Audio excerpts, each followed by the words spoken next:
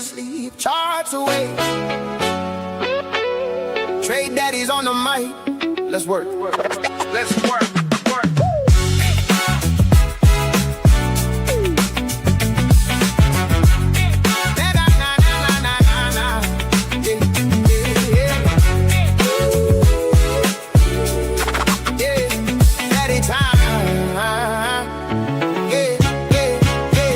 Hand by daylight, grease on the sleeves, nightfall, switch lanes, candles and degrees, blue collar mornings, markets after dark, teaching wealth in the shadows, lighting up the charts, from the shop to the screens, breaking cycles, no cap, turn patience into profit, shoulder, roadmap, education first, yeah, the mission stay clean, built on discipline, modern Canadian dream, daddy time, late night grind, charts glow while the world unwinds, trade daddies, yeah, we break it down, from higher highs to support and bound. OG in the game, seen bubbles and pain, hands wrapped tight, both gloves in games, from the ring to defeat, pressure don't shake, market swings heavy, steady moves get made, W3BC built, yeah, the vision clear, teach and entertain, make the lesson hit here, punchlines land like a clean left hook, markets speak when a trader looks, after bedtime, headphones on, screens glow bright, risk defined, patience tested every night, no hype trades, only structure and plans, read the flow, understand supply and demand, now promises made, just skills passed down, so the next generation builds solid ground, from dads to traders, lessons stay true,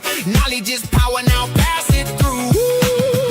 Who runs the chart? Trade daddies. Who breaks it down? Trade daddies. Risk, reward, discipline, let's get it, daddy time.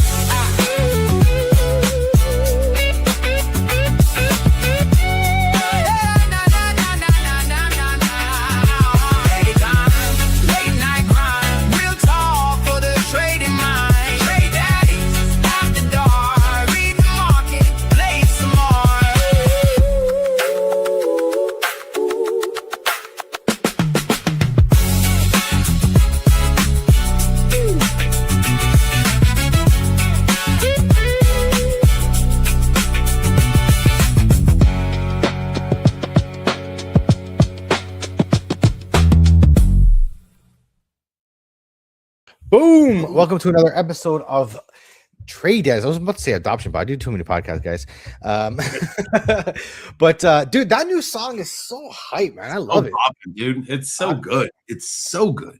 I feel the vibes, man. That gets you energized and ready to tackle the markets. Honestly, I'm sitting there going, yeah, like I love it. That is my singer that I made on Suno, and I freaking love it. I made a whole album with this guy. And it gives me a little bit of like the Akon vibes, right? I wanted to have that Akon like auto-tune smooth, real smooth. Absolutely. Dude, I'm excited to talk markets. I've been doing a lot of I've been kind of like not trading as much. I haven't been doing haven't really been paying attention to the charts that much. There wasn't anything like, you kind of peek at it here and there, but like nothing crazy. But the last like after we came back from Futurist, I started going down and analyzing, just getting in touch. Let's see where we've been, and I got some exciting news to show you guys. I'm feeling good about this market. Like it's like I feel good. It's not to say that we're gonna have all-time highs. I don't think we're gonna have a few pump, but I think we're gonna get closer to the end or the bottom of this bull market. And once the bottom is in, like it's only up from there. Maybe we go sideways, but like the worst part's over. Like, you know what I mean? We're close to like that worst part's over. You know, August is coming around.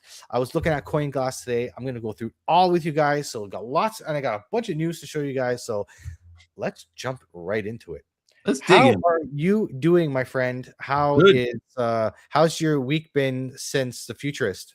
Yeah, good, man. You know, just getting back and chopping up all that footage and getting the videos out. I put, you know, when you and I sat in the VIP and did the video, I did that one live today, so that was good. It just really getting all of that content out has been the big focus. That, and then getting back in the saddle with the J-Chains token. But it's good to it was good to be in a space like Futurist.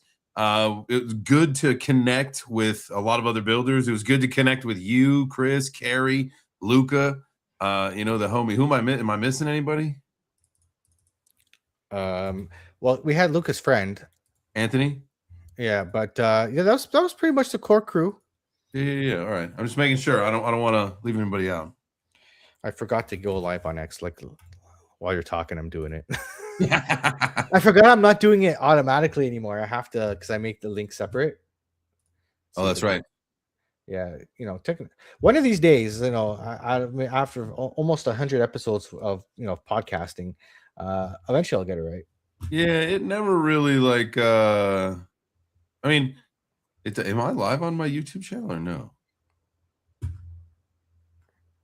I am. Oh no, I'm not. What time did I say this? Okay, I'm just live on X, and can I do YouTube as well, or can I only do two? Yeah, just two. Okay, yeah. So I did X and Gosh, Gosh, Gosh. I put a link in the if anybody is watching that is part of the crew. I put a link to that platform in the chat. It's so weird. It says July 20. Today's July 29th, right? Yeah. Yeah. It says scheduled, but it's not going live on X. That's weird. Bro, come on. Don't do this to me. Yep, we're live. Hey, what's up to the chat? Let me refresh my media. God, good old technical difficulties. And I love when this happens. All right, let me just do this. All right, take it away for a minute while I get this all up. Tell me what you got. What's new and cool for? Yeah, man. Absolutely. Do your thing. Well, shit. Let's go through something. Let me bring up my spring. I'll go through coin market cap. We'll just run through the market really quick because it is not something that I have done in a little bit today. Earlier this morning I was looking, but not in a while. So we'll do this all together. If you want to pull that up, yep, that would be great. We'll just do a quick little while Mike gets some stuff set up. All right, market cap coming at 2.18. I feel like we've been stagnant here with the market cap. It hasn't really moved. You've really played a lot into like the chop. I mean, you probably got a lot of opportunities if you're scalping, intraday trading, stuff like that. But if you're trying to do long-term stuff, it ain't moving. And the needle ain't doing nothing. The fear and greed index sitting at a 35 here on CoinMarketCap. I know some other sites will have a different number. I don't really like the whole idea of 35 right now in the fear. I know it's better than what we've had, but that is just an opportunity time. If you think about the only proven way to make money in crypto, there is one proven way, make no doubt about it, and that is to buy the fear and sell the greed. And so you're still in that fear opportunity. So get what we're getting is good, especially if Mike's going to deliver us some good news later. Hell yeah! All right, we are live on X. We had to redo it, but I'm glad I didn't have to delete the posts because that would suck. I already when you like promo post, you put a post out, people know where to go. So it's good. That was weird. That was not my fault. That was totally X's problem. It should have gone from scheduled to live, but technical difficulties aside, we're good to go. Okay, let's jump into it. We got some cool stuff to show you guys.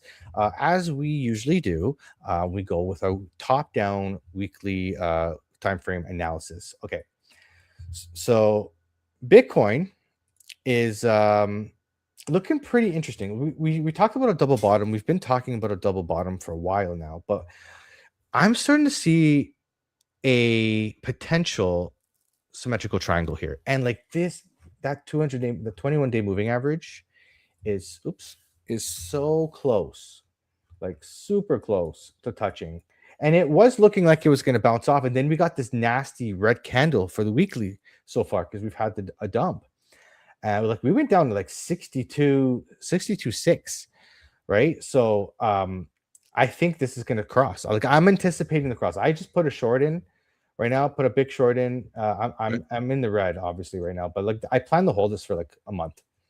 All right, you're in this to win this one. This is a long-term trade. I've been waiting for a setup for a while. I am front running that the weekly we're going to lose the 200-day moving average and continue closing below it. So I'm front running that. So I'll probably have to wait 2 weeks before I get confirmation of that. And I may be wrong. We may just pump up and off we go. Where do you have your ejection point? So I have my rejection point is 67,000. Okay. So 67 would have to get back up to my line. So I have these two lines That's like here. the point of control, right? Basically, right underneath the point of control. Exactly. So I kind of used these two lines and made like a bearish rectangle because we came down, we're consolidating sideways in this chop. So we could have like where we chop in this channel for, it could be a while. It could be even longer. Like, you know what I mean? I might be getting in a little early here. That's fine. But I think what's going to happen is we're going to come back to at least the bottom of this channel and retest like 59K at least. At least if we break down from the symmetrical triangle, so we could have something like this where it's, you know, we come down, we're rounding, come back, and we bounce off it, and then inevitably we break down, and that's that 47K that I've been talking, 47, 48K. Like that number keeps coming, the high 40s keep coming up. So like it's telling me something. If I keep getting the same numbers with the patterns that the chart's making, then it tells me we can be in for, you know, some more downside. Now, I was and I've told you guys last week, I was like, hey, the stochastic is curling up. That looks good for the weekly, because that's what's been keeping me out of tradings, because the weekly looked good, or it kept me from shorting. But I started looking back and I started to say, okay, you know what? Let's look back and see when the stochastic was coming up. Had we had times before where the price went down? And we did. So you can see we hit the bottom, price went up, and we had 2 weeks of down here, even as it was trending up. But what we got to pay attention to is the RSI. When the RSI is curving down, that's what we want to pay attention to on the weekly, because, and we're seeing that the RSI came up, got rejected by this line here, and is coming back down. That's why I entered a short on this weekly, because I said the RSI is coming down. And when you look at that yellow line, when we're below the yellow line on the RSI here, price tends to come down. But see how we start trending down here? And same thing, we came up, we went a little bit above the line, got rejected by it, and we came right down here. So I'm thinking the RSI can make a move back down to the bottom line here, and you know, we can have another move to the downside. So that's why I'm in the short. That was my thesis. I'm playing this on the weekly. I'm not playing this on shorter time frames. The only other time frame that I would say looks even worse than this is the 3-day. we're gonna show you in a minute. So let's go to the 3-day, and I'll show you why I'm getting into this. So let me zoom in a little bit here. So this looks to me, there's something called an Adam and Eve double bottom. An Adam and Eve double bottom is usually something like this, where you have a double bottom, but it looks like this. You have one sharp V and a curve. That's your double bottom. That's an Adam and Eve double bottom. Now, what's the purpose of it? What's like of calling it that? Is it like a man and a woman, obviously, like basically, yeah. There you go. The vagine. Yeah. Okay. There you go. But yeah, so the Adam and Eve double bottom, but in reverse, because I saw this and I'm like, you know, sometimes you just got to flip the chart upside down, guys. Sometimes when you flip the chart upside down, you see it. Adam and Eve double bottom, neckline would be here, measured move would be basically like that to that, the neckline to that, and then, you know, you have a move down, which brings you to 54K, right? That might be step one. But that's what I'm seeing here, and that tells me short. Yeah. Oh, dude, that looks like a short for sure. Because I was looking like, I'm like, oh, double bottom on the weekly, but we're curving up here. We got rejected by this top line around what? We got rejected by 67.1, and we're curving, and rounded tops are no good. Right. But rounded bottoms are fantastic, right? So this is what's leading me to think that the weekly is getting ready to start to break down. And that's why I'm thinking August may be a red month. Now, let's go into CoinGlass, and I want to show you guys Bitcoin monthly returns. Bitcoin monthly returns. So I've looked at this, and so let's look at every bear market of crypto, of Bitcoin so far. So 2014, when was the first bull market? We had to, what was the first halving? The first halving would have been 2012, I think, right? Yeah, let me check.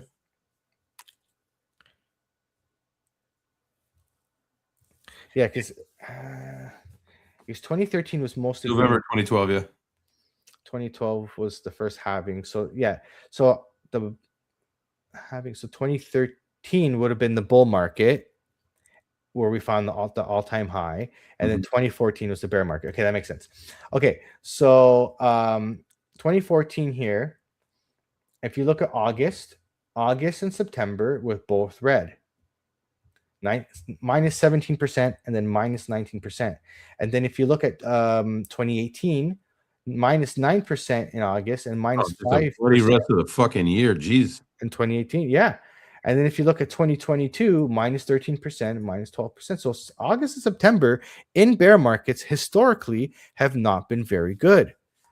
Yep. So it's all giving me more confluence. We have 3, bear markets of data. It's not going to be exactly the same. And it could even end red, but we could have a huge dip in one of these months and still end green by a little bit. But I'm more leaning because, again, summer is almost over. We're getting closer to that Q4. I think we make maybe a move down to a lower low, like lower than 57K. And then it's going to consolidate again. And then Q4, that's it. The last leg down finished. Right. I mean, it's in line with everything that we've been talking about, what I feel like for is months now. Mm-hmm. You know what I mean? Q4, that's the big show. That's what we're all kind of holding out for. Like, consider it a sucker rally until then. If you see it, any kind of pumpage, it's all the same stuff that we've been talking about. Like, just have the plan, have the strategy. Now, if for whatever reason, things do change and it's Pump City and things get out of control and we're back into a bull market all of a sudden, let's go. I mean, that's not a bad thing, No, it's definitely not a bad thing. What I will show you though is or what I will say is that we don't know where the bottom is. This is obviously not financial advice. This is all for entertainment purposes, obviously, and we do our best. But I'm still a 4-year cycle maxi. The 4-year cycle, in my opinion, has not changed yet. It's still doing its thing. It's never going to be exactly the same. It's going to rhyme. It's going to be similar. But understanding just the seasons of Bitcoin will help you invest better. Just you're not going to perfectly time it, but you will time it better. What I could say is that the market, it's time in the market. Exactly. It really is. But it's true. Like crypto is the fastest way to make money, but it also will teach you patience because you invest in these bear market bottoms and then you wait 3 years to sell the top or sell close to the top or whatever, right? You're still waiting multiple years. It takes a long time to get wealthy. Bitcoin can still make you a millionaire, but it's going to probably take you 10, 12 years. It's going to take you a couple cycles, right? And you just got to, continue to dollar cost average, continue to buy, compound those returns by buying, at the extreme lows when things are very undervalued, and just understand it's going to take a long time. But the best thing I did was find Bitcoin, because it's not even about Bitcoin. Just being in this space, being around people that are always trying to make the world better and high or vibrating at high frequency, it made me a better person. It made me take my life seriously. It made me learn about investing. It made me be more responsible in life, and all these things. It's not even just about Bitcoin. That part of the rabbit hole, for me at least, for Bitcoin, was just becoming a responsible investor and an educated investor, right? And it's a good journey to go on, because it really helps you in life to be. Well, and also with the trading too, being a smart trader, having some risk management, knowing when, to do certain, make changes or whatever to your strategy or whatever, you know what I mean? So that's learned. You can't, unless you're some kind of fucking savant or an AI agent, you don't just come into the game knowing what to do. Absolutely. So I don't know where the bottom is. So I bought Bitcoin. I've been buying Bitcoin. I'm starting dollar cost averaging. 38.9. 38.9 is the bottom. Yeah, it very well could be, but I will continue to buy. So every time we have a big move down, so I'm going to dollar cost average. My strategy here is the dollar cost average a little bits at a time. When we have big dips, I have cash on the side. I will put more into those big dips. But it's in my eyes, I'm starting my dollar. Even though I'm starting early, I don't care. Even if I'm buying at 66,000 or 67, I don't care, because I know if we go to 125K again, that's a pretty good return on my investment. That's almost a 2x. That's 200%. 200% is fine, because you know what I mean. If you do that, if you do a 200x every 4 years, you're killing it. You're doing so much better than literally everything, any other thing you can invest in, housing, you name it. You're doing well. Don't fret on that stuff, right? Don't just chase the 1,000. Chase the 1,000x, but don't put the whole portfolio in there. Put a respectable amount in there, that money you can afford to lose. That's the smart stuff right there. Shout out to the chat really quick. Notice we got MB in the building. What's up, MB? We got Luca in the house. What is up, GM, sir? Yo, what's going on, homies? Welcome Hello. in. Nice to see you guys. All right. So the weekly looks like we're about to break down or at least fill in the symmetrical triangle, which is usually a bearish pattern. And I'm more likely to say bearish because we did come into this pattern from a downtrend. So it's likely to be a continuation pattern. And the 3-day is the chart for me that looks the worst because I see the high stochastics wanting to reset to the bottom, and the RSI has plenty of room to come down. So this will take time. Every candle is 3 days. So probably in another week or so, we'll definitely know whether we're going to bounce off the 21 here or we're going to be down here or on our way down here at 59, 60K. Let's take a look quickly at the 4 hour. So the 4 hour, we're looking like we're right at the 200-day moving average. So it's decision time, right? Mm-hmm. I'm trying to see if we have like a head and shoulders. I'm going to say shoulder, head, shoulder with the breakdown. So we kind of had a head and shoulder like right Almost like the double here. Yeah. Right. But I think I'm just trying to do the measured moves. I think you already had that breakdown. Yeah, you had that breakdown. So this was the breakdown of the head and shoulders. Now the question here is, this might be some volatility here. Do we just say this is a bearish rectangle, right? Ignore this volatility because sometimes you can, the market makers do it just things, goes right? up and right back down. Yeah, I've stopped being so picky about how the patterns look because they don't have to be perfect.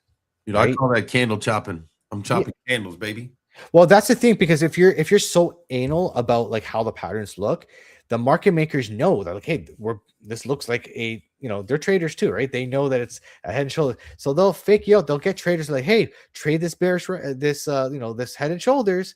And then all of a sudden it goes up and like, what the hell? I thought it was a head and shoulders, and then it goes down, right? So that's very possible. So keep your eye on that.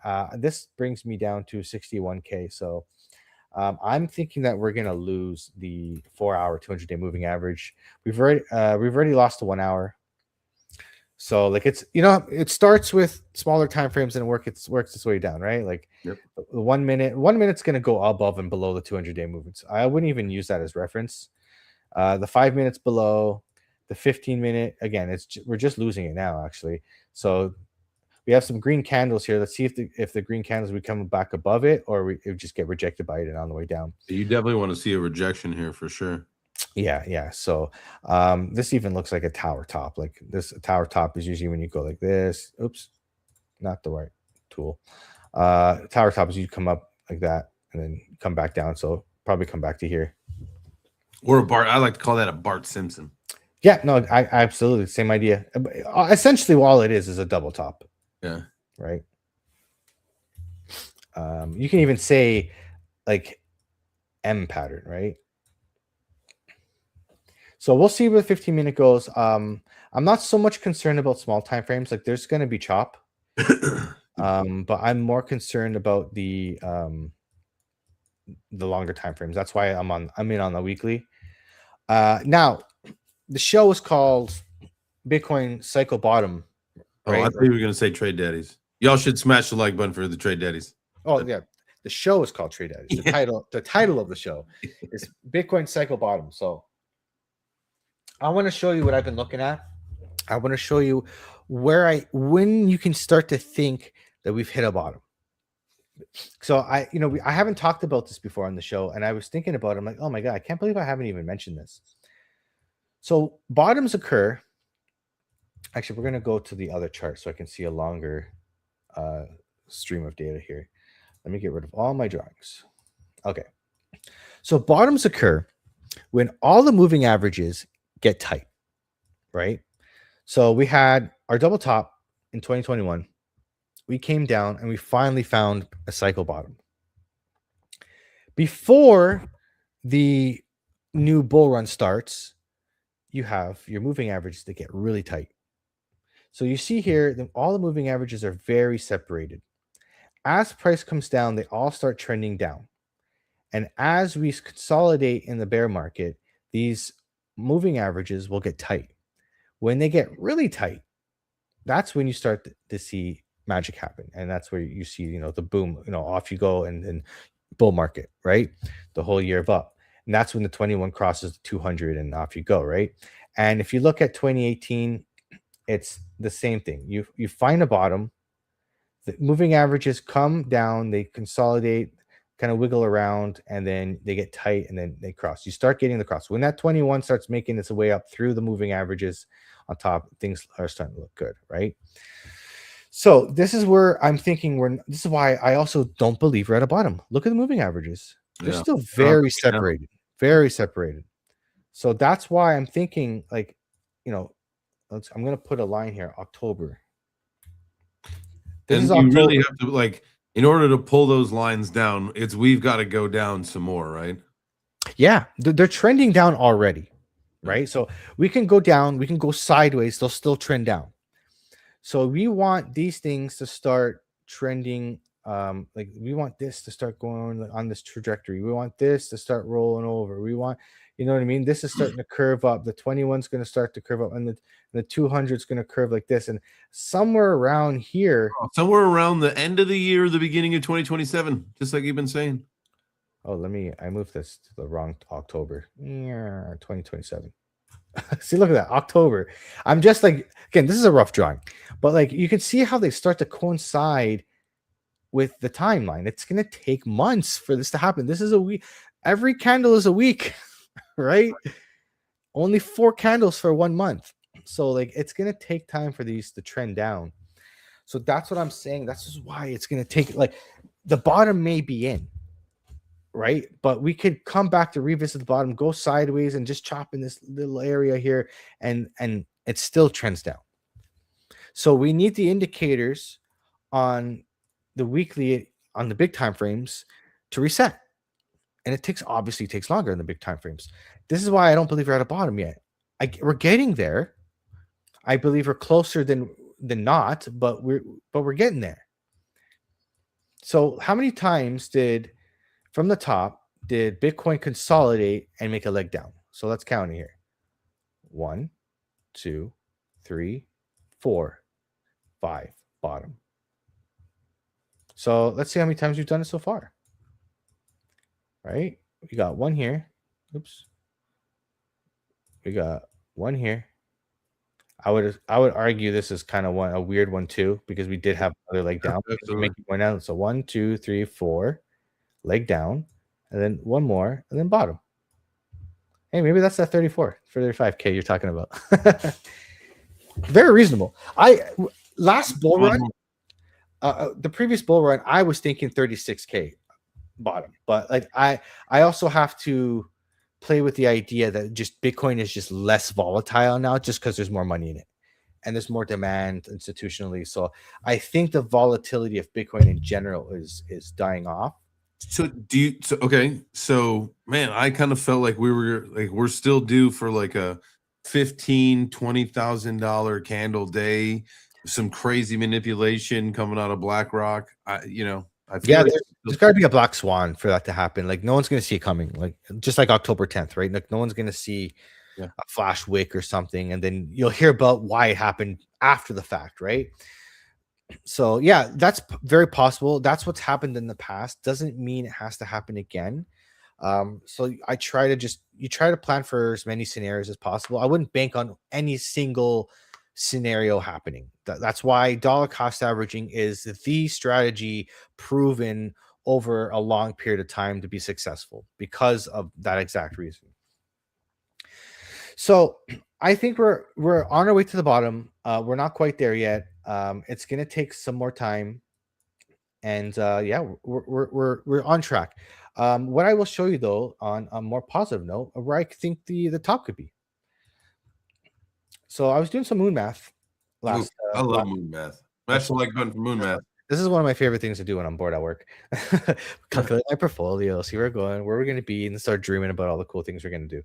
All right, so the first bull run here. Let's see here. So this is 2017. Yeah. Okay. So God, I don't even know if I can see all this data. Ugh. Okay, I don't. The bottom would have been to having is 20. I can't even see the data. So I'm just gonna go from 2016. It was like $3,000. I think it was like 3,000, wasn't it? So it's 5,700 from basically June 6th of 2016 to the top of the market in 2017 was 5,700%. Right. So then the bottom of this bull market or bear market to 2021, I believe was, I think, yeah, 2,500%. Okay. And then this bull market we had from the bottom 751%. Okay. 751%. So we obviously have diminishing returns. So if we stick with diminishing returns, where could the top be for Bitcoin? So if I was looking at, like, today, I was looking at 55K. Say 55K is the bottom. We get up to 200K brings you to only 261%, which is like less than half of the previous bull market. So let's say Bitcoin goes down to that 47K level. Oh God, I hate when that happens. I hate the measuring tool on Need this more chart. I know, right? I wish you can like hold it and then extend it after, but it disappears when you click, which is weird. The 47 all the way up to 200K would be 324%. I'm sorry, but like that's very reasonable in my opinion. Yeah. That's very reasonable. So I could see 225 somewhere around here, like between 200 and 225 as the top for next bull cycle. And obviously, there's like you could have a way bigger bull case. Absolutely, it could, because by the time the next bull market comes around, or the peak comes around, that's what, 3 years away, potentially 2029, and regulation should be done. Like the stable. When do you hit like that one? It's like that one part of the adoption curve, right, where it will just go straight vertical. Like at some point that happens too. Well, that's the argument. I think that's called the S curve of adoption, and the S curve goes like this. Like you have in Bitcoin, you have diminishing returns, right? And then you make an S like that. So that's where I think if it's going to happen, it could be this cycle, because remember, you have that merge of AI too, like AI and crypto together. It's a match made in heaven, because if AI agents are going to be paying, if vendors and whatever, and that's going to be the payment rails to automate it, stable coins are going to be obviously the way to go. But like Bitcoin is like the digital gold, so anybody that's operating digitally is going to want to have a vault of gold in their strategic reserve holdings, whatever. Any investor is going to want to hold gold, right? Everybody, if you look at any traditional investor, they have gold, they have an equities portfolio, all across the board, real estate. Like it's, you're diversified into multiple different aspects of the market. And I believe digitally we're going to be doing the same. Bitcoin will be the digital gold. Ethereum will be more of the silver or the oil, because it's like the the ecosystem and the DeFi and all that. So all the plumbing and from there. But I think, and this is my personal thesis, I've been thinking about this quite a bit, is because last bull market, altcoins did not do as good as people expected, because people are expecting 2021 returns from altcoins. Altcoins were flat. It was a fun show. And coins that were, like, in my opinion, very good. Like Solana was very good. It had a good bull run, but it didn't do as crazy as people thought it was going to do. Avalanche was another good one. Very good use case. They're doing the right things. Chainlink was been used for years, and look what happened. Not Chainlink. VeChain. VeChain has been used by supply chains for years and have good partners, and they didn't do very well. So, I think you're going to see people get scared away from that and maybe say, you know what, maybe I'm just going to go back to Bitcoin. Like, I'm just going to hold Bitcoin. And and maybe that creates more of a Bitcoin cycle, and you get that S curve because retail says screw it, I'm just buying Bitcoin. Like I'm not fucking around with these meme coins, or I'm not messing around with these other altcoins that don't do well, or not to the scale that they did before. So that's where I'm going with that. We'll see, but I really do believe that Bitcoin's going to have another wave of adoption, and then as regulation comes in and the industries start using the Ethereums, the Solanas, the Avalanches, you'll start to see the ecosystems go. I really do think the payment system, like the payment rails of the digital space, like those layer ones, like Solana, Avalanche, any one that's dealing with stable coins and payments, I think they're going to do well. I think they're going to do really, really well. Chainlink, exactly, because like Chainlink ties everything together, right? Infrastructure. Yeah, like and then Ondo for tokenizing, everything's going to be tokenized. Like those are real use cases that institutions actually need. So that's where I think those things can succeed and do well. But all in all, like most of the time, most altcoins have always been like super overvalued because it's mostly speculation. But I think the speculation is dying down because I think people are just exhausted. You got like, don't you feel like there's like a lot of crypto exhaustion? Because people have just been rugged. Yeah, I just feel like the whole thing is different, right? And whether it's exhaustion or like I've been saying, people are just ready for the next level of where crypto can be and how it can, be of service versus just, like you're saying, the speculation. And it'll always be there though, that there will always be an aspect to that for sure. Mm-hmm. But I think a lot of people are looking forward to like what happens next. Yeah, I think the crypto space is changing. It's just going through a change. Growing up, our little boys growing up. It really is, and it's you can't just like make an NFT with a JPEG and people are going to spend $1 million on it now. Like it's I think the average investor is becoming more intelligent. The longer crypto has been around, the people that stick around are just becoming more intelligent and not making the same mistakes or not doing things that they did before. They're just we're growing up. Like think about when we've been in crypto. I think you said you've been in 9 years. I think I've been in 8 years, right? Like I was just getting married. Like I just got married, didn't have a kid. Like we ourselves grew up, right? Like our priorities change and our risk management changes as we get older, right? So you got to think like that's the investing class of crypto. If anybody's that stuck around as long as us, that's the investing class that's matured, right? So you're starting to see it across the board, like even like viewership on YouTube, all that stuff's going down. Like I'm starting to really like think about starting to use Instagram more. Every time we go to these conferences and I start to talk to these institutions, the CEOs, these founders, they're all Instagram, LinkedIn and Instagram. Like that's the place to go. So maybe we got to start streaming to LinkedIn. Maybe we got to start streaming to Instagram because I feel like that's where all the the more big, of the big players. Yeah, I really do. Like Crypto X is still, Crypto Twitter's fun. It's still there, but like I don't know. I feel like it's smaller than it used to be. You know what I mean? A lot of capitulation, man. A lot of people got wiped out, and like as it turns out, I think a lot of accounts were fake. There was a lot of surprise. Yeah, woo. Yeah, there was a lot of baloney going on, and there's what's good is that you got the real ones that are here now. Like when I think it was the importance in what we were talking about with Futurists, man. Like so important to get to the conference now because you'll actually meet the real people who are actually building, who want to be in this space and are doing the right thing. And dude, I absolutely like this Futurist was like probably my favorite.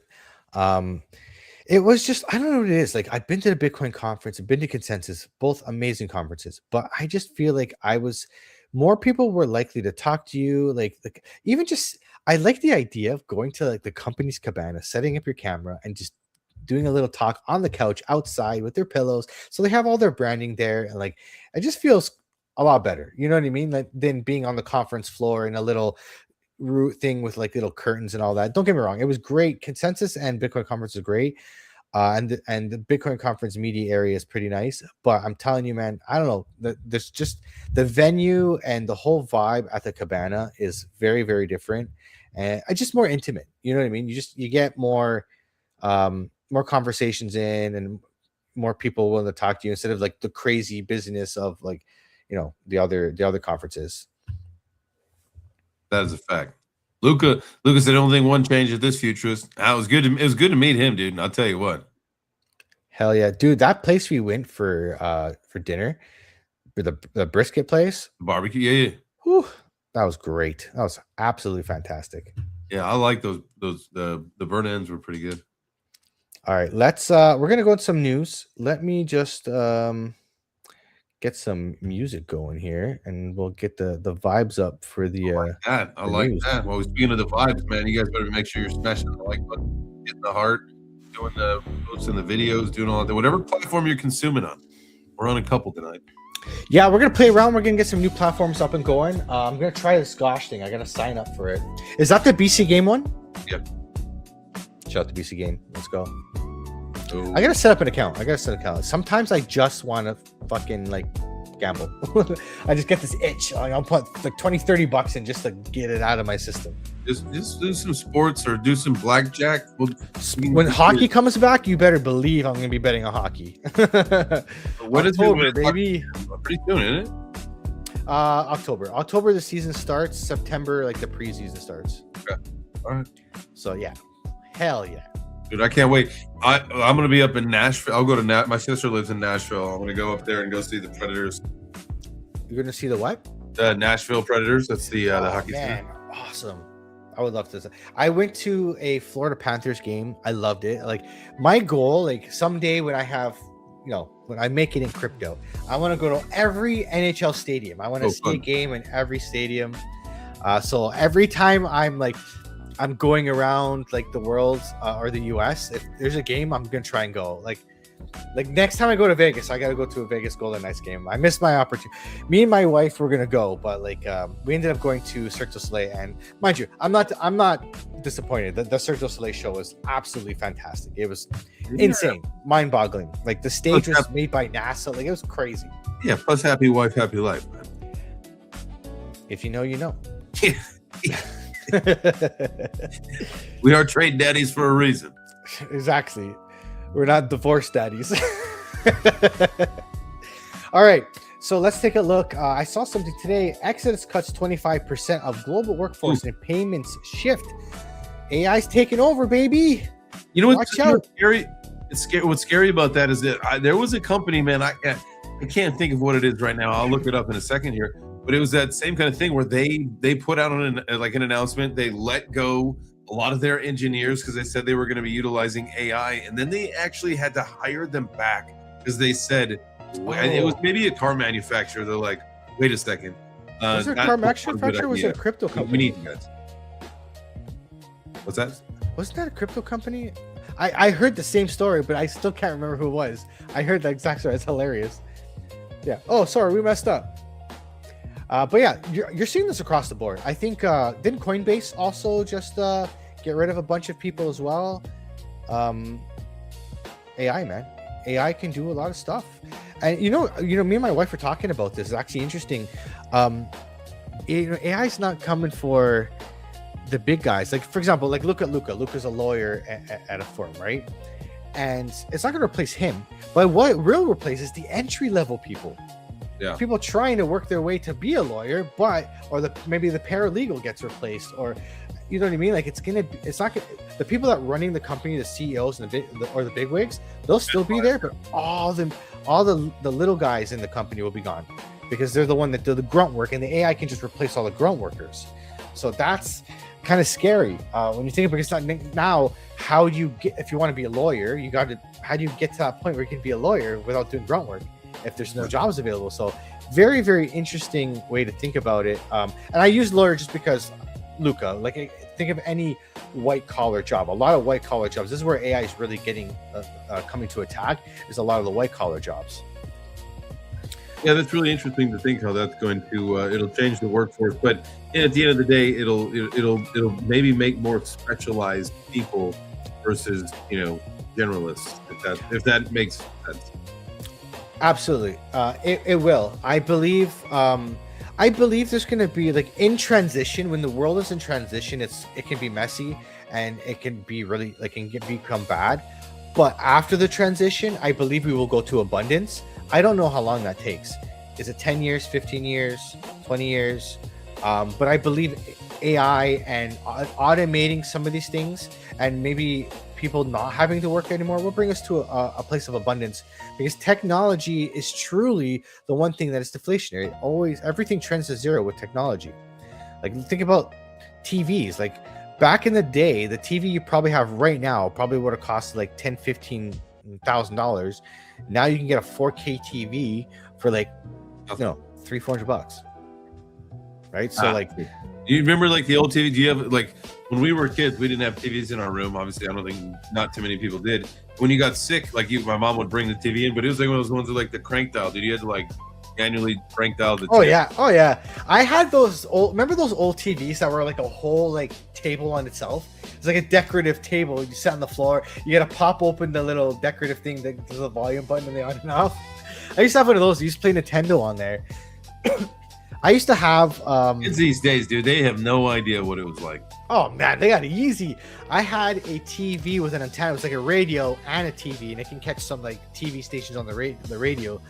And I used to hide under the covers and play games on there. Hook my PlayStation up to it. It's a little TV like this big, right? A little black and white screen TV. Yeah, man. I used to have one of those. That was fun. That was like the coolest shit, man. Oh my god, a portable TV. Let's go. Let's go, dude. Yeah, tech was so different, man. So different. Yeah. Now everyone's got a tablet. You got HD everywhere you go. Dude, yeah. So this is why I also think we're not on a Bitcoin bottom yet, because strategy increases USD reserve by 225 million. Now holds reserve. But this is not what I was looking at.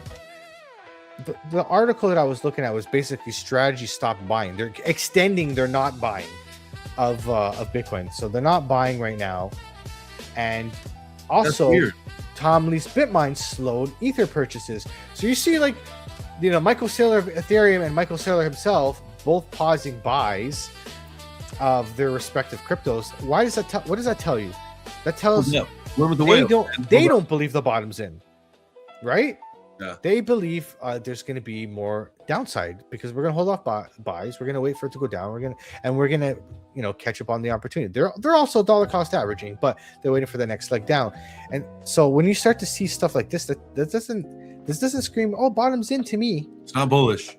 It's not a FUD article either, but it's not bullish. You remember, these people have teams of people being like analysts looking at the market. Teams, not just one or two people.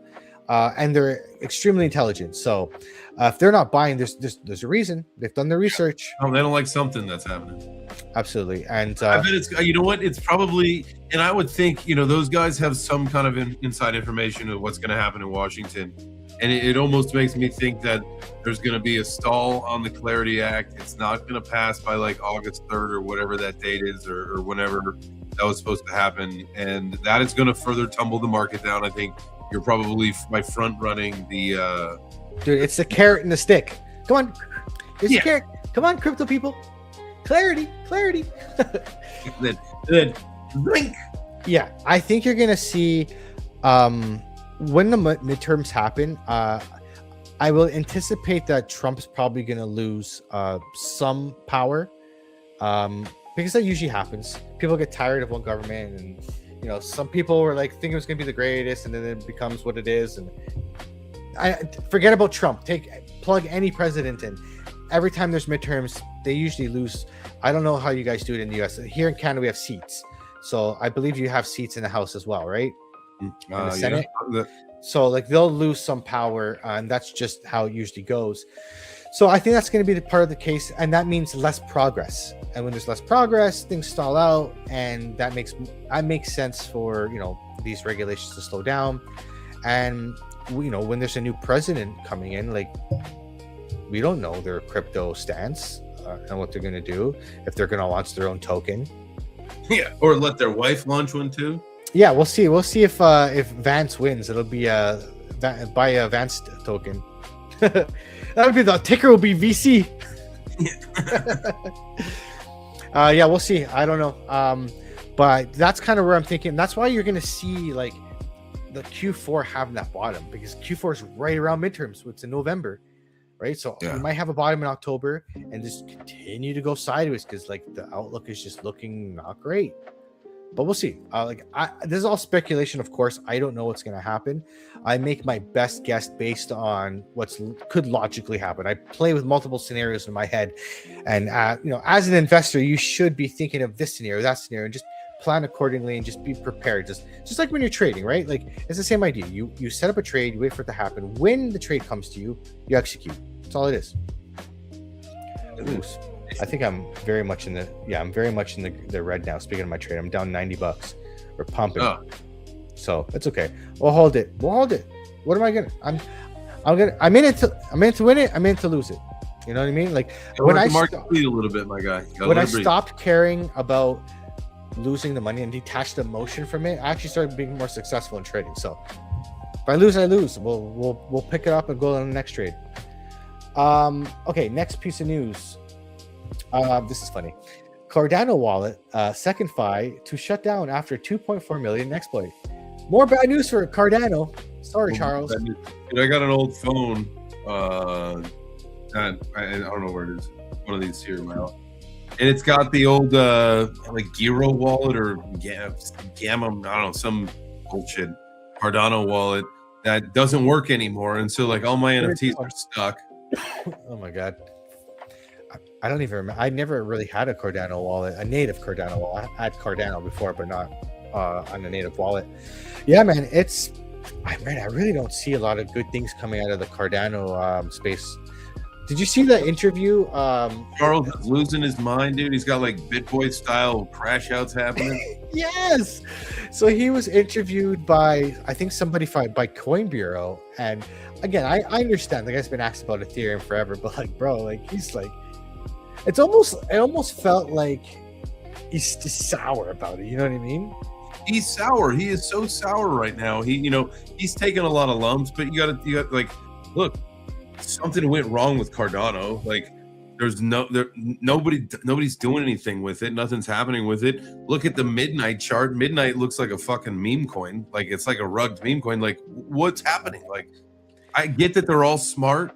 They've built some amazing stuff, but no one's using it like at all.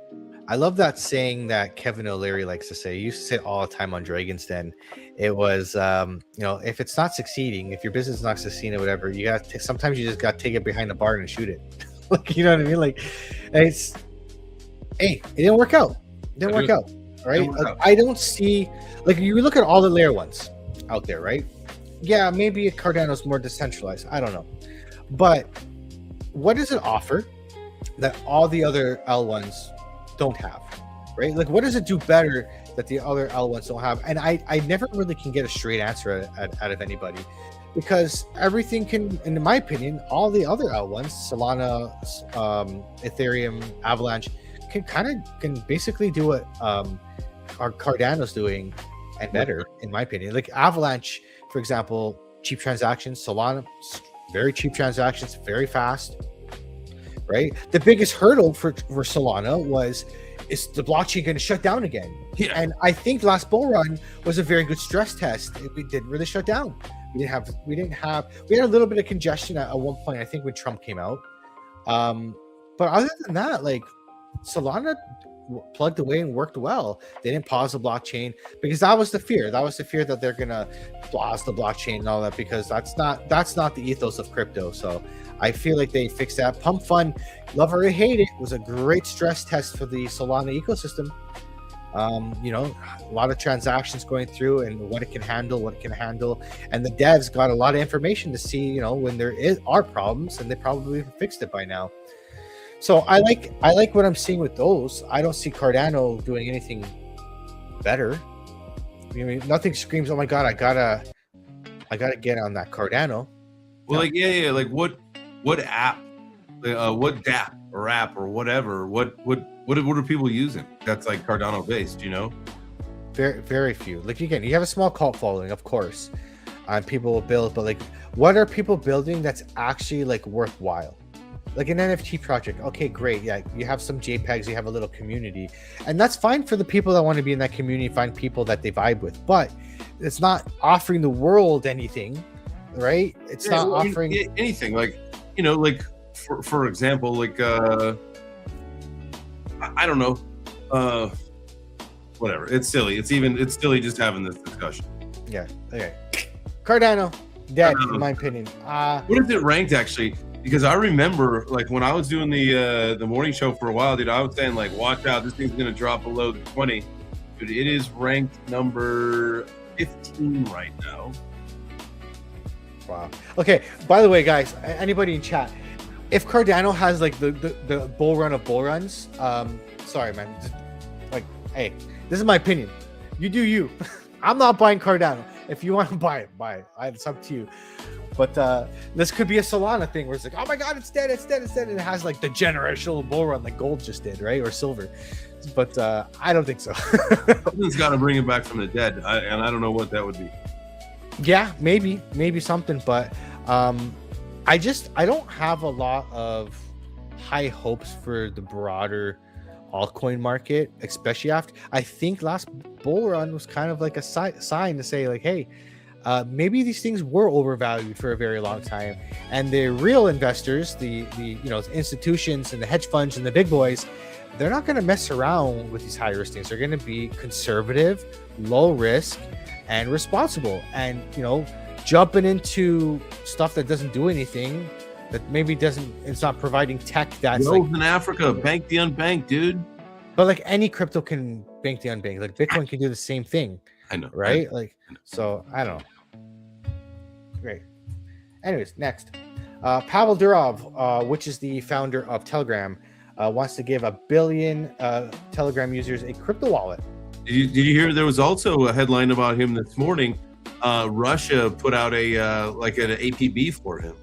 They want to get him. Yeah, they want to get him on like some kind of like a spying or espionage or some kind of thing. Ooh, man, that's not a country you want to go to jail in. He's Russian. He's from Russia. He had to leave a while ago. Oh, that's probably why. Ooh, that's scary. Can you imagine? You probably have like freaking Russian, what the equivalent of the CIA looking for you. Yeah, he's now on the international wanted list because of Russia. That's crazy.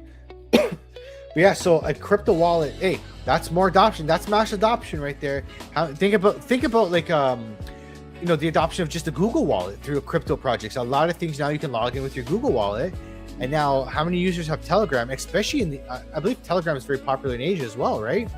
So a lot of users, billion Telegram users have a crypto wallet. Guys, are we not setting up for the world to have digital payments? I'm sorry, stable coins are coming, man. Whether you like it or not, stable coins are coming. You're not going to have a CBDC, but it technically is because it's all public blockchain, and they can probably talk to Circle or whoever's issuing it to say, hey, you know what? We don't like this guy. Pause those transactions. Yeah, so hey, man, it's going to happen. Government's going to control. That's what's going to happen. Programmable dollars, man. We don't want that. This is why I choose Bitcoin, man. I choose Bitcoin for that. Like, do I have other coins? Of course. But Bitcoin is my mainstay portfolio, and it's in my cold storage wallet, and nobody will tell me whether I can or cannot spend it. Suck it, government. Please don't cancel me. All right. So today was actually a Fed meeting.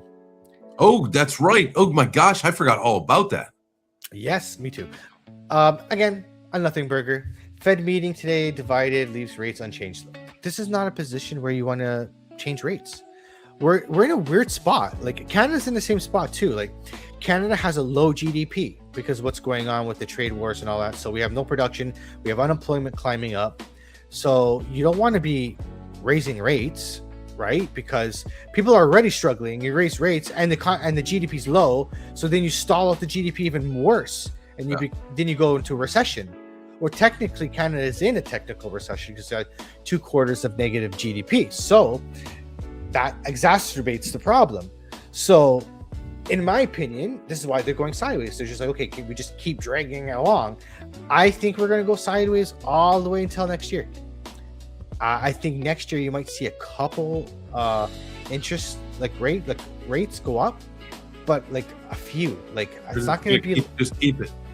Yeah, I really think we're just in this holding pattern because you can't you can't lower rates, because if you lower rates, you cause inflation, and inflation is like Canada's inflation has gone down, but the U.S. inflation is still pretty hot, if I'm not mistaken. So let's take a look at that real quick. USA inflate. Rate. Let's see. Okay, so the U.S. inflation as of June was 3.5%. You're still up there, so you can't raise rates because inflation will go up. You can't lower rates because that causes, deflation of money. So the goal is 2%. I think 2 or 2.5%. The goal is 2%, and they've been struggling to get there. So sideways is par for the course, which, as an investor, I look at this and I think to myself, if I'm looking to borrow money to invest, we might have a good landscape for this, because even next year, I don't think they're going to raise rates too much. So you can do your calculations and stress tests. So like, that's my strategy going into next bull market. Like, I will be borrowing money again to buy crypto. This is what I do. I know people say, "Oh, don't borrow money to buy crypto," but I buy Bitcoin, and then what I do is I have an investment company, Modern Canadian Investments, whatever. Like, that's my company. The interest rate of that loan is tax deductible. So you write off the interest cost of that loan, and then you wait a couple years and it goes up and you pay back the loan. And this is why I said, like, a 2-3x in crypto is fine. I make it a 3x in crypto and I pay off my loan, and I have, I still have doubled my money. So that's where for investing, leverage comes in. Leverage is good to use at the right time, and you do stress test. Last bull market sucked because we had 40-year high inflation and the rates went up crazy, 40-year highs. Thank goodness we survived that. That was a tough year. I'll tell you what. So you're gonna see that pivot happen at some point where the money starts coming in, where the investors start buying again. And I also think the stock market's got to come down. Like, look at the. I'm with you. Like, SpaceX, that was the top. Oh, my space. Let's take a look at SpaceX. That was a good drop. It dropped so much, I almost thought about buying some. Almost. I was almost there. Right, look at that. All right, dude. Let me take a look at the 3 or 4 hour. There we go. Oh my God. That's crazy. So you know what would be a good time to start looking at buying this? When it starts to go, it's kind of doing it now. It's going sideways. You have this spot and it starts to accumulation zone curl up. Yeah. You can even look at this as like a big falling wedge. Right? And it looks like it was trying to break out here and maybe even retesting it. And that will bring you,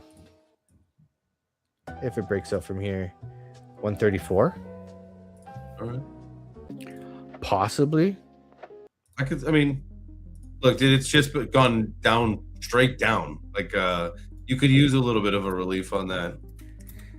To me, this is like Facebook. This is a long-term play. Like this, like I'm talking. If you're looking at investing in SpaceX, I wouldn't think like I would be buying now and not be thinking about it for this is a 10-year play, right? Like because remember they want to go to Mars, like, and that's it's 2030. Didn't they say want to go to Mars in 2030? Like that's not that far away. Who knows? It's gonna be a crazy year.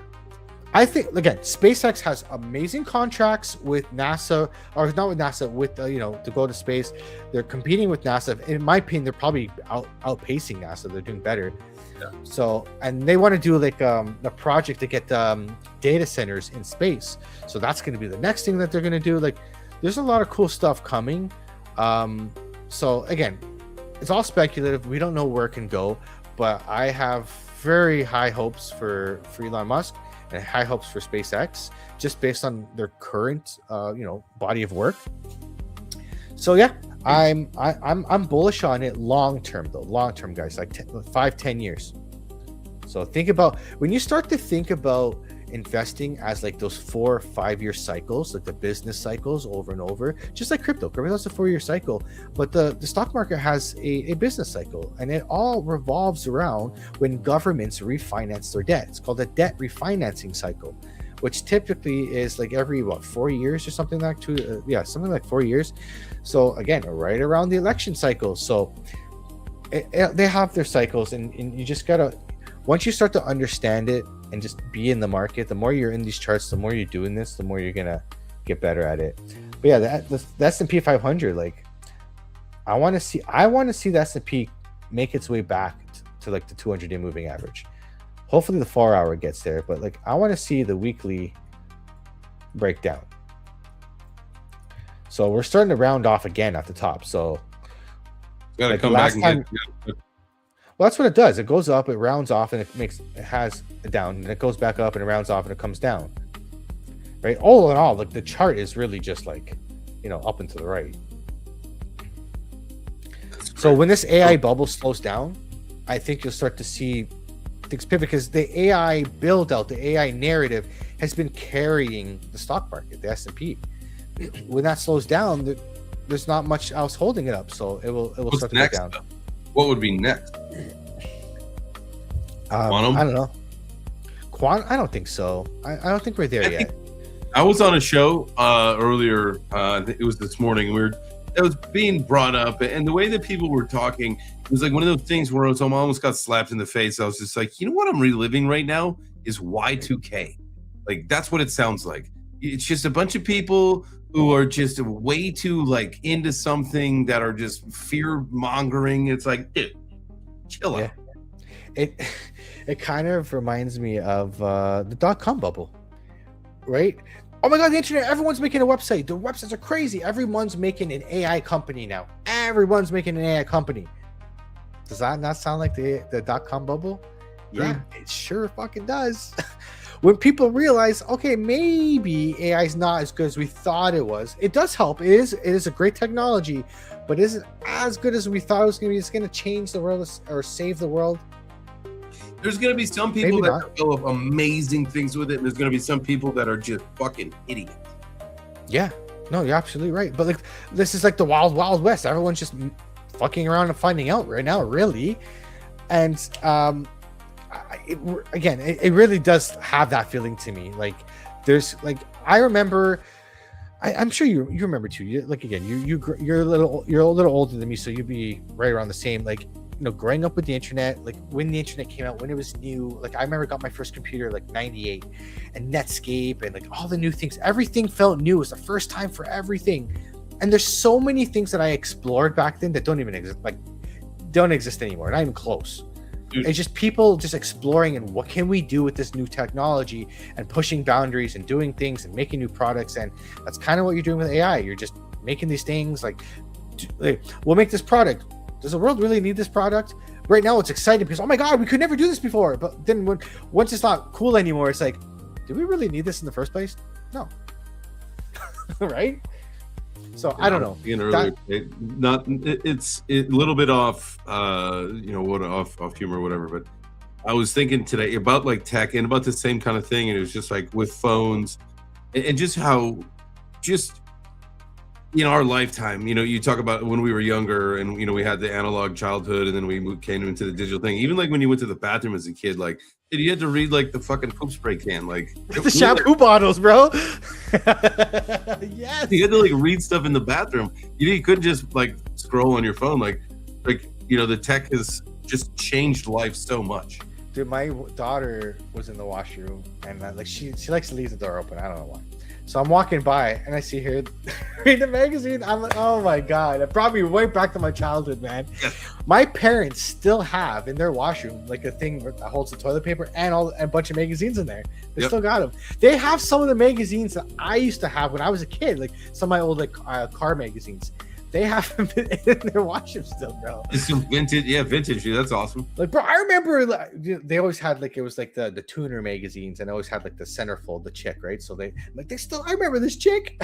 they still have all those magazines in their house. But yeah, that's exactly what it's reading. Shampoo bottles, literally anything. Yeah, it's a very different world, and Different we're time. going. I think we're going through a period in the world where it's changing again. Like 5 years from now, I don't know if we're going to even recognize it again. Like it's a very big shift is happening. Like we're up, like especially with crypto, like we're upgrading the entire financial system, the entire like token or stocks are being tokenized as we speak. Like you're going to be able to trade traditional stocks 24/7, just like you're trading crypto. There's going to be like markets for everybody. Everything. Yeah, everything's going to be financialized. It's going to be a wild world. Do you think with the amount of agents that'll be out there and the amount with all the AI and everything that it won't be as like a lot of stuff won't be as volatile as far as pricing goes because it'll be a lot of just more stabilization because the AI is kind of running it? You talking about crypto or the stock market? Just everything in general, just everything. I think initially you'll probably have a big boom, like volatility to the upside. As like this is where this .com bubble idea comes into play. Like AI is so new and all these things are coming up. I believe we will have volatility, like things going up, things crashing, things failing, and then once we figure it out and it becomes more normal, we will have less volatility in some things. But anything that's new is always going to have like crazy volatility. Like look at Amazon when it came out, right? Amazon was terrible, and then all of a sudden it figured its shit out and and did start doing very well. So I think just generally, as things have more money in them, as the market caps of crypto and the market caps of just general markets go up, it's harder to move the needle. So if we look at, here's a good way to look at it. Money is the value of money is depreciating over time. So you need more dollars to be able to buy the same good. So there's always going to be more dollars in the system, right? So if there's more dollars in the system, then I'm losing my train of thought. Right in the middle of it. Woo! All the time. But yeah, if we have more dollars in the system, then it basically means that you're going to have more. I lost it. It's gone. I tried. It happens. Don't even sweat it, my guy. It happens to me all the time. I know, and it's this. Hey, when you reach a certain age, man, to keep that thing on the rails, it's no. Don't say that. No, I think it has a lot to do just like with like I don't know. For me, like I get wrapped up in like the details of telling the story, and then I forget why I'm even telling the story. You know what it is? I'll think of something. I'll think as I'm thinking the thing. I think of something else, and I go in another direction. I'm like, oh shit, I forgot the other direction. My brain doesn't shut off, guys. It just goes and goes and goes. It's especially when I lay down to go to sleep. It's like, oh, this I can hear myself now, and you start thinking of all these things, and it goes nuts. But the long and the short of it is that with more money just means you're gonna have deflation.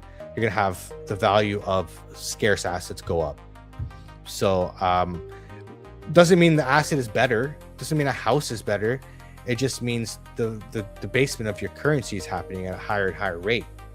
So that's why the wealthy buy assets, right? Would you short the S&P 500 right now? I got it on my screen here right now, and I kind of would, honestly. Like I'd probably put my stop loss at 76. Do the old flip test. The flip test, put upside down. Let's take a look. Rounded bottoms pay the bills. Yeah, like that would, and I'll tell you why else. Look at the RSI. The RSI crossed the yellow line. It's coming down. Right? Like look the last time it crossed. Like we had this big move down. Oh wait, hold on. Am I upside down again? Oh, yeah. Sorry. Look when we had that cross. It went down. That's when we had this V. Like I said, does it not mean that we're gonna have a new all-time high? We can come back down. Like I'm looking at this. Yeah. Let's see if we come back to this line. If we lose this line, then the trend is changing. So I want to you want to see it kind of stick with this trend. If we're going to continue to the upside, guys, it has to come down at some point. And this is where you're going to see I believe the pivot into crypto is going to happen. The S&P is going to start changing trend, and investors are going to ask themselves, in the next 2 years, where is my money better served? Where am I going to get the most return on my investment? And I think crypto is going to be the thing, because crypto has been undervalued. Crypto has been dumping and continuing to going down throughout this entire year. So I believe that you'll see a rotation from traditional stocks into crypto. You'll start to see the crypto market recover. That the S&P and the stock market will come down, and then when crypto moves into a new bull market, you'll see a new president come in and a new business cycle come in, and the S&P will start to recover. That's my personal thesis. That's where I think we're going to go, and crypto is the best return in the next 2 years. The next 2 years, I think crypto will have the best return on your investment. And you got to watch like these again. All these indicators got to reset. Like look at here. This is back in 2022. The moving averages got tighter, and then it started to make another move back up. These are very separated, very separated. It's going to come down. I don't know when, but it will. Everything will come down, and that's just without it coming down. How do you like investors? Investors want that. You want that compound. You want that dip. The dip. These guys need to buy the dip. Yeah, buy the dip. Like retrain your brain to go the opposite of what your emotions do, and start doing what other people don't. Like buy the red, sell the green. Buy the red, sell the green. That's now that when you think about AI agents and trading bots and how that's going to work, that is where you'll separate yourself from others, right? Because you can pull that emotion out. You can say get to work while there may be fear and a lot of uncertainty in the market, but that bot can still play no matter what. Yes, absolutely.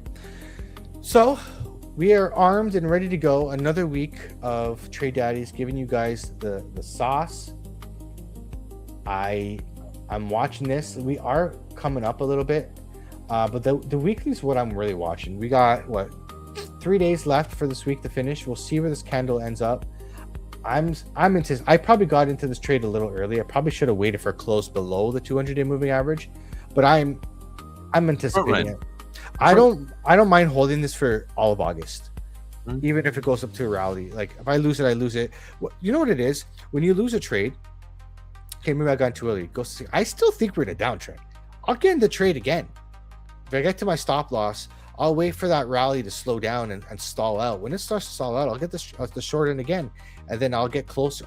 Where it's stalled out, I'll put my stop loss again, and I'll write it back down.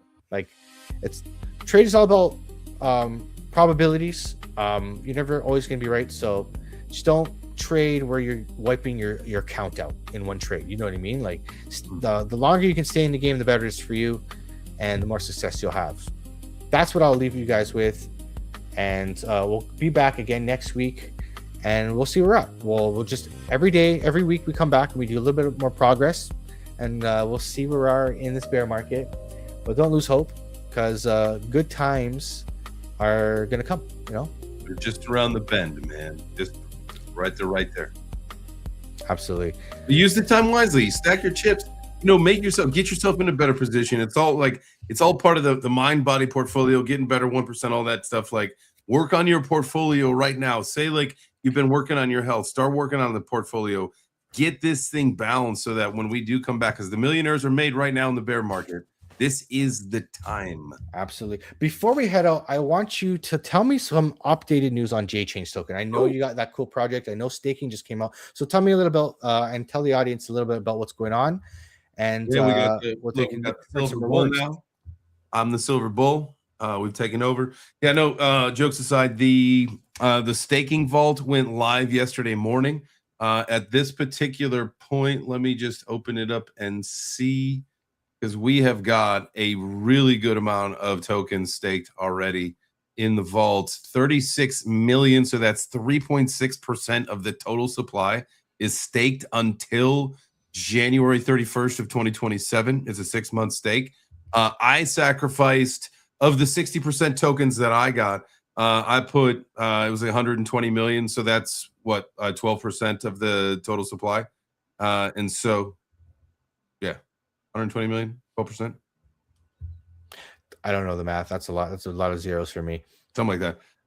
And so those went into the vault. So those are the staking rewards for anybody that is staking J chains. Right now, it's like 219% APY. So it's pretty juicy. There are, some more people that have said that they are going to be putting their tokens in there. And so I fully expect this to be an exciting event that, we're all just kind of learning from. But it's my commitment to the project. It's my commitment to the community that, look, we're gonna lock these tokens up, and these are for the community to earn. And so let's get it. Dude, I love it. And again, we always talked about providing value, and that is providing value. I love it. Who doesn't like passive income, right? So, if you get a chance to get into something on the ground floor in a bear market, throw a couple bucks at it, give it a shot.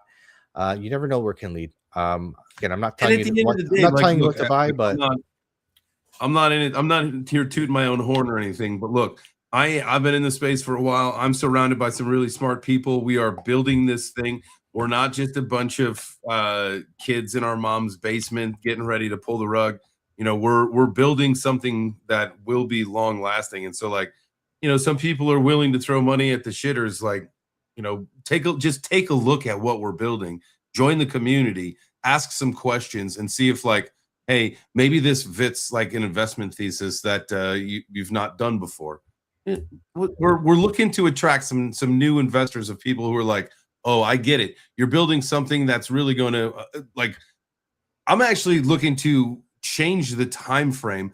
I was trying to ship the first IRL business, the fractionalized tokenized business, in November. But I'm actually looking. I sent something off to legal today to take a look at something about acquiring a pizza business. So look, we're moving forward. I'm not here to fuck around. If people need to see some action, I'm doing it.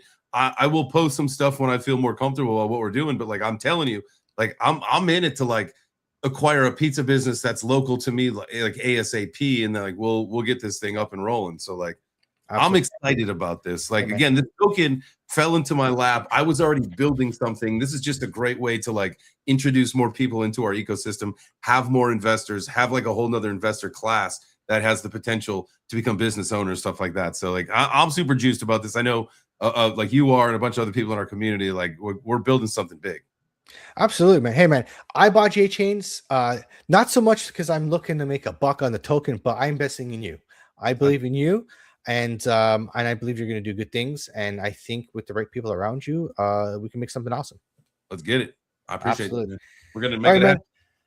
Thank you guys for coming for another episode of Trade Daddies. Absolutely love to doing this podcast. I was very excited to come and do it today. So we'll see you guys next week, and we'll see where we are in the markets. And hopefully we'll have some good news or bad news. Well, we'll see. Hopefully you're up big on that short, dude. Hopefully you're up big next week on that short. Yes, guys, pray for me. Awesome, guys. We'll see you guys next week. Thanks for tuning in. We'll see you on the next episode. Yeah. Another session in the books. Trade Daddies. Let's close it out right. Yeah. From the charts to the couch, we appreciate your time. Every view, every share, that support is a sign. Late night learners building wealth slow. Plant seeds today, watch the legacy grow. We don't flex hype, we invest in the grind. Teach discipline so you level your mind. If the game gave value and the message hit deep, run it back, tap let the algorithm speak. Trade Daddies, yeah, we here every week, dropping gems, keeping structure unique. If you vibe with the movement, help it expand. Like, share, subscribe, build the brand. Trade Daddies, yeah, we teach no cap, real dads, real trades, real talk on the map. Yeah. No promises quick, just knowledge and reps. Risk managed tight, calculated steps. From beginners to vets, everybody can learn. Market cycle spin, patience earns. So salute to the viewers, community strong. Independent thinkers, moving along. Hit subscribe if you rock with the show. Turn alerts on, don't miss the flow. Don't miss the flow. Who keeps it real? Trade Daddies. Who builds the skill? Daddies. Like it up, share it wide, subscribe and ride. Daddy time, knowledge climb. See you next week, same grind. Trade Daddies, after dark. Stay disciplined, play it smart. Trade Daddies.